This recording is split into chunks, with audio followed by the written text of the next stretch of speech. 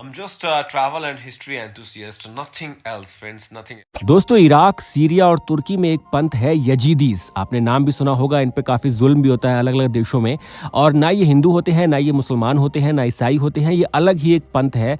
ज़ोरोएस्ट्रियन भी कहा जाता है इन्हें, कुछ लोग कहते हैं, पर इनकी पद्धतियाँ जो हैं वो अलग अलग हैं। अच्छा, ये लोग अपनी भाषा में ताउसी मलिक की पूजा करते हैं हिंदू रीति रिवाज के हिसाब से। और ये ताउसी मलिक और कोई नहीं दोस्तों, भगवान कार्तिकेय हैं। जी हाँ, भगवान मुरुगन भी कहते हैं इन्हें भारत के दक्षिणी हिस्से में। ये हैं भगवान शिव और पार्वती के पुत्र। तो दोस्तों, कहा जाता है कि ये खानाबदोश यजीदीज लोग जब हिंदुस्तान आए थे तो यहाँ पर सबसे ज्यादा पूजा जो है वो भगवान कार्तिकेय की ही की जाती थी। जी हाँ, अब मैं बात कर रहा हूँ 3 से 4 हजार साल पहले। हो सकता है कि ये 5,000 साल पहले की भी बात हो, यानी कि महाभारत काल की बात है। तो दोस्तों, मैं ये क्यों बता रहा हूँ आपको? क्योंकि जहाँ मैं आज आपको लेके जा रहा हूँ उस जगह का इतिहास भी भगवान कार्तिकेय के साथ जुड़ा हुआ है। और उस जगह के इतिहास में महाभारत भी है, पांडव भी हैं, भगवान कृष्ण भी हैं। ये आपको कोई नहीं बताएगा दोस्तों, जो मैं बताऊंगा आज तर्क के साथ। दोस्तों, मैं आपको सबूत दूंगा इस जगह के इतिहास का जो महाभारत काल के साथ जुड़ा हुआ है, ताकि जब भी आप आएंगे आपको पता रहेगा कि इस जगह का एक इतिहास ये भी है। दोस्तों, वीडियो को पूरा देखिएगा और अगर अच्छा लगे तो फिर मदद भी कीजिएगा मेरी। सेना निनाम हम स्कंदः। भगवत गीता के 10वें अध्याय के इस 24वें श्लोक को आप कहीं लिख लीजिए या फिलहाल के लिए याद कर लीजिए, क्योंकि इस वीडियो से इस श्लोक का एक लिंक है जो मैं आपको आगे बताने वाला हूं। दोस्तों, आज जहां मैं आपको लेके आया हूं उत्तराखंड के लाखा मंडल के पास, ये पांडवों की गुफा है। इसके इतिहास के बारे में हम जानने की कोशिश करेंगे, कुछ ऐसा जो शायद किसी को भी नहीं पता।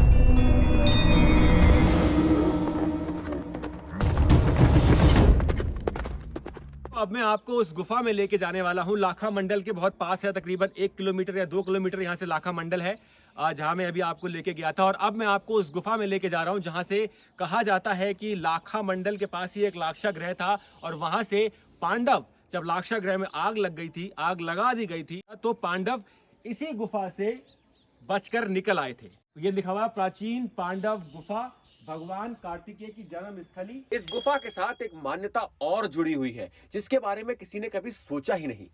भगवान कार्तिकेय, जो भगवान शिव के और माता पार्वती के पुत्र हैं, कहते हैं कि इस गुफा में ही उनका जन्म हुआ था। भगवान कार्तिकेय के जन्म से जुड़ी मान्यता को जानने से पहले 2 बातें आपको यहाँ बताना चाहूंगा मैं। पहली बात तो यह है कि इस जगह के बारे में आज से 50 साल पहले शायद बहुत ही कम लोगों को पता था और यहाँ तक पहुंचना लगभग नामुमकिन था। जी हाँ, आज से 50 साल पहले यहाँ तक पहुंचना असंभव था। कोई रोड नहीं थी, गाड़ी तो भूल जाइए, पैदल आना भी बहुत मुश्किल था। पर अगर हम जाएं आज से तकरीबन 1500 या 2000 साल पहले, तो यहाँ पर एक मंदिर के अवशेष मिले हैं। यहाँ पर कुछ मंदिरों के अवशेष मिले हैं जो 8वीं और 10वीं शताब्दी के हैं। जी हाँ, उस शताब्दी के जब हमारे यहाँ पर नालंदा, तक्षशिला, विक्रमशिला, वल्लभी, उदंतपुरी, सोमपुरा, पुष्पगिरी जैसे विश्वविद्यालय हुआ करते थे। यानी कि उस समय लोग यहाँ पर आते थे पूजा करने के लिए। और इतने सारे अवशेष मिले हैं कि उनको देखकर ऐसा लगता है कि यहाँ पर शायद एक तीर्थ स्थल रहा होगा। जी हाँ, एक बहुत ही पुराना तीर्थ स्थल। पर वो तबाह हो गया। जैसे कि हमको पता है कि सतयुग में जो हमने कमाया वो हमने त्रेता तक चलाया और द्वापर में आजमाया और कलयुग में गवाया। यही हमारा इतिहास है, इसको याद कर लीजिए पहले तो। अब भगवान कार्तिकेय के जन्म से जुड़ी एक मान्यता जान लेते हैं। हालांकि बहुत सारी मान्यताएं हैं, पर मैं आपको कंफ्यूज नहीं करना चाहूंगा। एक सिंपल टर्म में जानने की कोशिश करते हैं। दोस्तों, एक मान्यता यह है कि भगवान शिव के तेज को अग्नि धारण कर लेती है पर संभाल नहीं पाती। फिर वो माँ गंगा से प्रार्थना करती है कि आप इस तेज को धारण कर लें, वरना ये तेज तीनों लोगों को समाप्त कर देगा, तीनों लोगों का विनाश कर देगा। माँ गंगा हालांकि बहुत शीतल है, पर उस तेज को संभाल नहीं पाती और ब्रह्मा जी के कहने पर उस तेज को एक सरोवर के किनारे तीरनुमा सुरकंडे पर छोड़ देती है।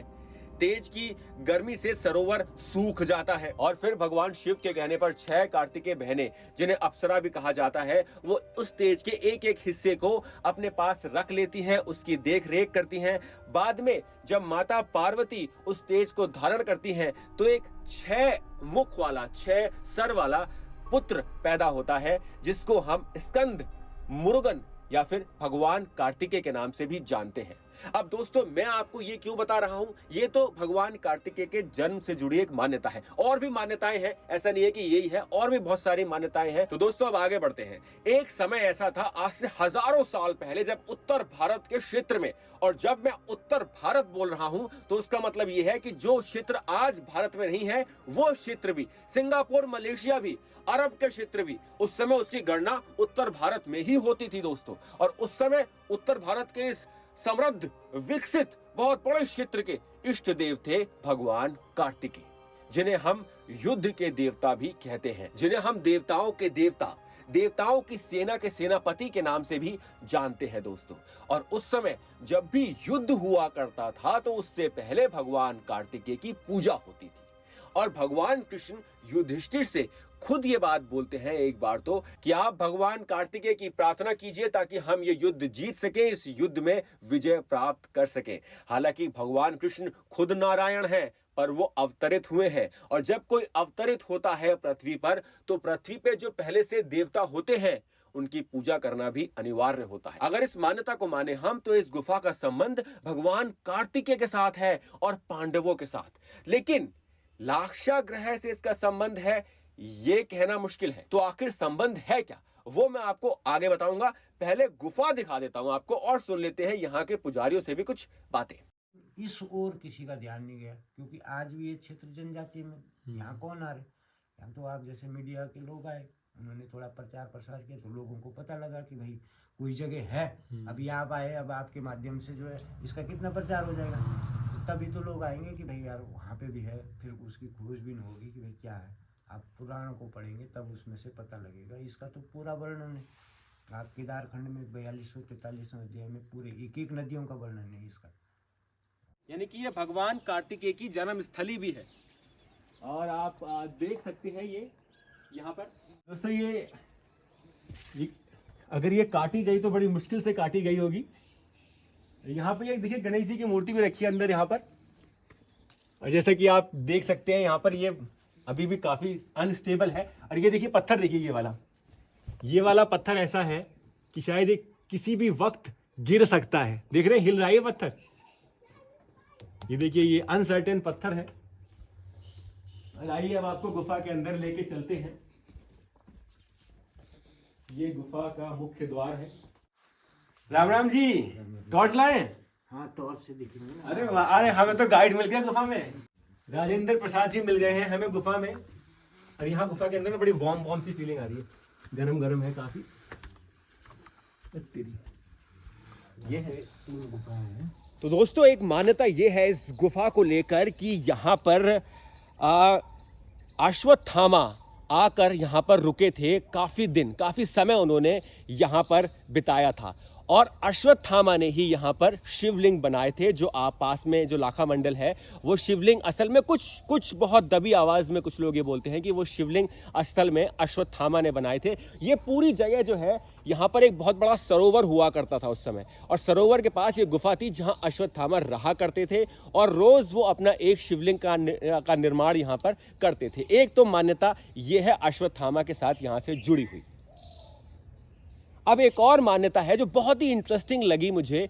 कहा जाता है कि जब इंद्रदेव कर्ण के कवच और कुंडल मांगकर वापस जा रहे थे अपने लोक, तो उन्होंने कर्ण के कवच और कुंडल को एक शिवलिंग बना के उस शिवलिंग के बीच में दबा दिया था।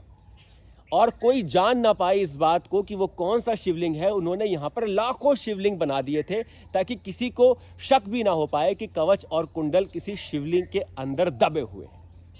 अब ये मुझे बड़ी इंटरेस्टिंग लगा करती है। और ये हो सकता है दोस्तों, क्योंकि कभी भी कोई भी इंसान, अगर हम सनातन धर्म का कोई भी इंसान कभी भी शिवलिंग को नुकसान नहीं पहुंचाएगा, तो अगर कर्ण का कवच और कुंडल किसी को सुरक्षित जगह पर रखना है तो शिवलिंग से ज़्यादा बढ़िया जगह कौन सी होगी बताओ? सोच के देखो, आप खुद सोच के देखो। ये एक मान्यता है दोस्तों, मैं ये नहीं कह रहा कि ये सच है, पहली बोल दूं आपको।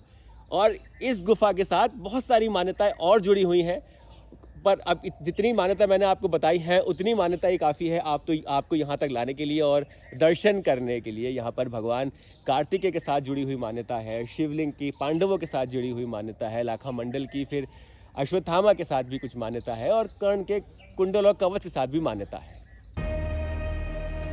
एक गुफा ये है दोस्तों, देख रहे हैं आप, ये पूरी गुफा है। आ जाता है जी कभी सांप ना, यहीं तक आता, अभी शिवरात्रि में आ रखा था। इसमें पंडित जी कह रहे हैं कि इसमें सांप आ जाता है और आप गुफा के अंदर तक मत जाइए। फिर देख रहे हैं आप, ये है वो गुफा। मैं आपको पास से दिखाऊंगा, लेकिन गुफा के अंदर मेरा जाने का मन था। इस वाली गुफा के अंदर मैं जाना चाहता था। यहाँ पर इसमें मैं सोचा था कि मैं जाऊं, पर पंडित जी कह रहे हैं कि यहाँ पर सांप है अंदर और आप अंदर मत जाओ, क्योंकि सांप यहाँ पर वास करता है। और अगर सांप वो वाला नहीं है, व्हाइट वाला, तो यहाँ पे और भी सांप हो सकते हैं जो आपको काट सकते हैं। और ये गुफा पे कुछ देखिए, मिट्टी गिर रही है, मिट्टी गिर रही है गुफा से। ये है वो शिवलिंग, ये है शिवलिंग। देखो दोस्तों, ये लाइन से देख रहे हैं आप, यही शिवलिंग का रूप ले लेती है और यहाँ से आता है वो सांप। यहाँ से बिल्कुल सफेद रंग का सांप आता है यहाँ से। और अगर आपको सावन के महीने में वो सांप देखने को मिल जाए तो आप बहुत ज़्यादा अपने आप को खुश नसीब मानिएगा।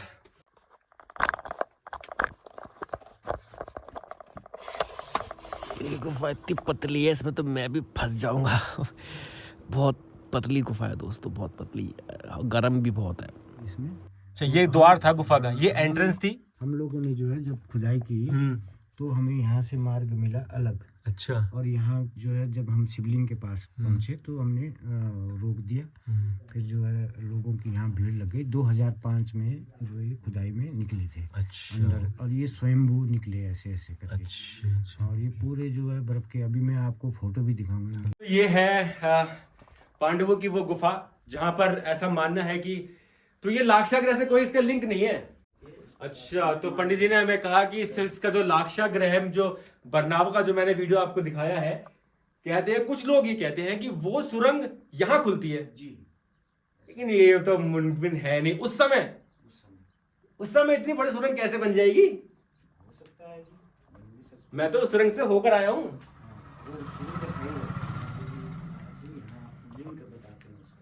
तो दोस्तों, जो ये कहते हैं कि जो लाक्षागृह की जो सुरंग है, उससे इस सुरंग का कुछ लिंक है। और लेकिन अब काफी हद तक इस बात का तो हमें कंफर्म होता है कि उससे इस सुरंग का कोई लिंक नहीं, क्योंकि बहुत लंबी बात है ये लाक्षागृह। और यहाँ में 270 किलोमीटर की दूरी है, और 270 किलोमीटर लंबी सुरंग बनाना पॉसिबल तो रहा होगा उस समय भी, लेकिन क्यों बनाएगा कोई, जब वो पास में कृष्णा नदी है, वहां निकल जाएंगे तो उससे कोई ऐसा लिंक होगा नहीं इस सुरंग का।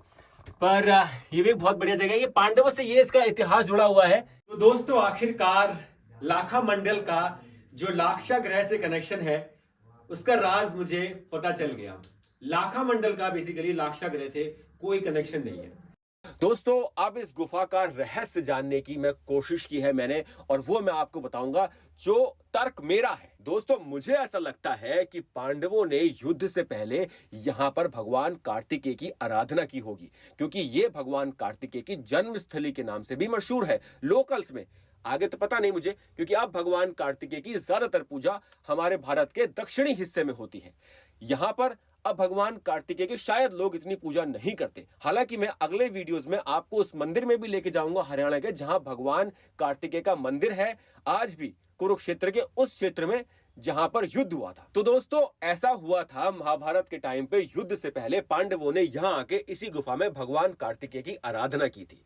तब भगवान कार्तिकेय की आराधना के बाद शायद उन्हें ये वरदान मिला होगा कि वो युद्ध में विजयी होंगे, पर शर्त ये होगी कि जितने भी लोग युद्ध में मारे जाएंगे, उनके बलिदान का आदर करते हुए, रिस्पेक्ट करते हुए यहाँ पर उतने ही शिवलिंग बनाने होंगे पांडवों को। तो युद्ध के बाद भी पांडव यहाँ आते हैं, और यहाँ पे अभी तो फिलहाल 1.25 लाख शिवलिंग मिले हैं, पर जैसा मुझे लगता है अगर खुदाई की जाए तो यहाँ पर बहुत सारे और शिवलिंग मिलने वाले हैं, क्योंकि युद्ध में तो बहुत लोग मारे गए। पर ये जो तीर्थ स्थल है भगवान कार्तिकेय का, उत्तर भारत में इसकी मान्यता और बड़ी होनी चाहिए थी दोस्तों, क्योंकि हमें पता नहीं है इतिहास के बारे में, हम कुछ जानते नहीं है, तो हम यहाँ आते नहीं है, हमें पता ही नहीं है। पर अगर भगवान कार्तिकेय से जुड़ा इतना बड़ा तीर्थ स्थल यहाँ पर पहाड़ों में है, तो हमें उसके दर्शन करने अपने जीवन में एक बार तो अवश्य आना चाहिए। इससे महाभारत काल का भी इतिहास जुड़ा हुआ है। हालांकि कुछ लोगों का और भी कहना है, कुछ लोग और इतिहास इस जगह के साथ जोड़ते हैं, पर जो मेरे को समझ आया वो मैंने आपको बताया दोस्तों।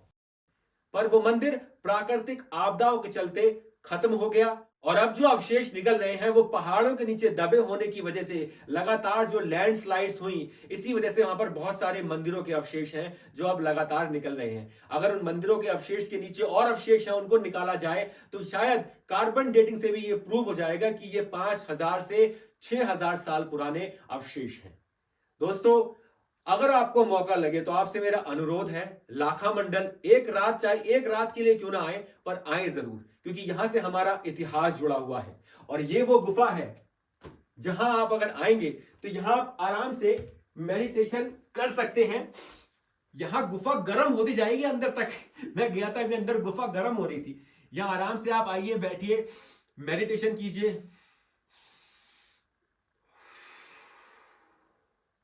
गुफाओं में बहुत शक्ति होती है दोस्तों, बहुत शक्ति। इसलिए हमारे सारे देवी देवता, भगवान, महापुरुष गुफाओं में जाकर ही आराधना करते हैं भगवान शिव की, क्योंकि यहां एक अलग ही ऑरा होता है। ये था लाखा मंडल का वीडियो दोस्तों। मुझे तो बहुत ही अच्छी लगी ये जगह। आप भी आइए जरूर, आपको भी महाभारत के पुराने कुछ सबूत यहां पर मिलेंगे। मजा आता है, आनंद आता है अपने इतिहास को जानने में। हमारे बच्चे जो है ना तर्क वितर्क में पड़ जाते हैं, इसीलिए मैं वीडियो बनाता हूं विद ऑल तर्क, सारे तर्क के साथ, सारे फैक्ट के साथ कि क्या हुआ होगा, कैसे हुआ होगा, कब हुआ होगा, क्यों हुआ होगा। यह है पांडवों की गुफा, लाखा मंडल, महाभारत का जिंदा सबूत आपके सामने दोस्तों। चैनल को फॉलो करना, सब्सक्राइब करना, और अगर हो सके आपको वीडियो अगर बहुत अच्छा लगे ना तो सुपर थैंक्स का स्टिकर है, ज्वाइन भी कर सकते हैं। ये मेरा पेटीएम नंबर है। मॉनिटरी हेल्प करना चाहें तो यू आर ऑलवेज वेलकम। जय श्री राम। तो दोस्तों, अब आप सोच रहे होंगे, हालांकि आपने इंटरनेट पे सर्च कर लिया होगा, मुझे पूरी उम्मीद है, कि सेना निनाम हम स्कंदहा का मतलब क्या है। दोस्तों, भगवान श्री कृष्ण ने गीता का उपदेश देते हुए अपने मुख से यह बात बोली थी कि सेनापतियों में देव सेना के अध्यक्ष सेनापति स्कंद के बराबर हूं मैं। युद्ध के मैदान में उनसे बड़ा योद्धा कोई नहीं है दोस्तों, कोई भी नहीं। भगवान कार्तिकेय को खुद भगवान कृष्ण ये बात बोल के अर्जुन को बता कि वो ही सबसे बड़े योद्धा हैं। देवताओं के सेनापति भगवान कार्तिकेय की जय हो दोस्तों।